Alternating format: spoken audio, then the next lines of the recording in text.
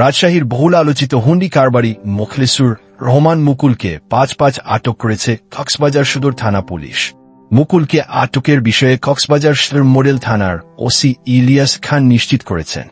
তিনি জানান, মঙ্গলবার দিনতো রাতে চলমান বিশেষ অভিযানে কক্সবাজারের একটি হোটেল থেকে মুকুলকে আটক করা হয়েছে। তার বাড়ি রাজশাহী বলে প্রাথমিক জিজ্ঞাসাবাদে তিনি জানিয়েছেন। মুকুলের বিরুদ্ধে কোনো মামলা রয়েছে কিনা সেই বিষয়ে রাজশাহী মহানগর পুলিশের কাছে রিপোর্ট চাওয়া হয়েছে। মুকুল রাজশাহী মহানগরীর কাশিয়ারাঙ্গা থানার কাঁঠালবাড়িয়া গোবিন্দপুর গ্রামের ওয়াজি মণ্ডলের ছেলে। গত কয়েক বছরে মুকুল রাজশাহীতে আওয়ামী লীগের বিভিন্ন রাজনৈতিক কর্মসূচিতে অর্থায়ন করতেন বলে অভিযোগ রয়েছে। দলীয় ছত্রছায়ায় তিনি বড় ঠিকাদারি কাজও বাগিয়েছেন। তবে আন্তর্জাতিক টাকা পাচার সিন্ডিকেটের সদস্য হওয়ায় রাজশাহীতে তিনি হুন্ডি মুকুল নামে পরিচিত। এদিকে মুকুলের কক্সবাজারে আটকের বিষয়টি নিশ্চিত করে রাজশাহী মেট্রোপলিটন পুলিশের গণমাধ্যম শাখার মুখপাত্র উপকমিশনার ডিসি গাজীউর রহমান জানান, কক্সবাজার পুলিশ মুকুলকে আটক করেছে বলে আরএমপিকে জানানো হয়েছে। যতদূর জানা গেছে, ৫ আগস্ট রাজশাহীতে ছাত্র জনতার আন্দোলনে হামলার কয়েকটি মামলার তথ্য পাওয়া গেছে। আরও কোনো মামলা তার বিরুদ্ধে আছে কিনা আমরা খুঁজে দেখছি।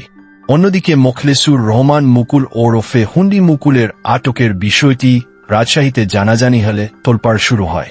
স্থানীয়রা জানান, মাত্র কয়েক বছরে মুকুল মুদি দোকানি থেকে শত কোটি টাকার মালিক হয়েছেন।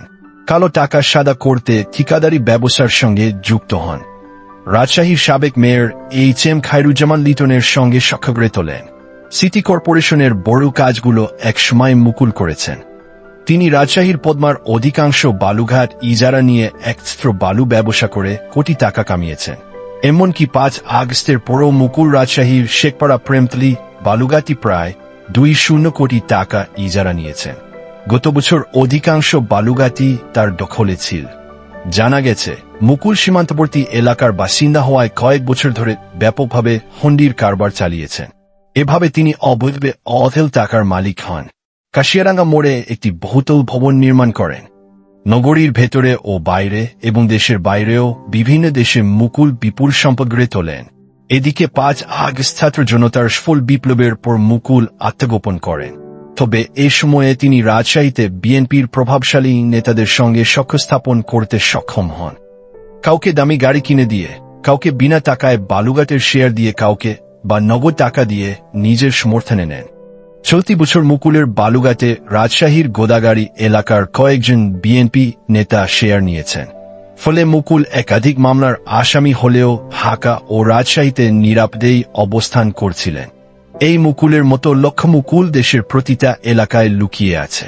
কেউ কেউ তাদের লুকিয়ে থাকতে সহায়তা করছে, কেউ কেউ টাকার বিনিময়ে সেভ করছে। আমরা কতটা খারাপ জাতিতে পরিণত হয়ে গেছি তা আপনারা পরিষ্কার বুঝতে পারছেন।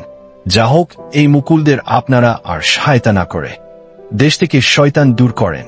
সবাই ভালো থাকেন, সুস্থ থাকেন। আল্লাহ হাফেজ।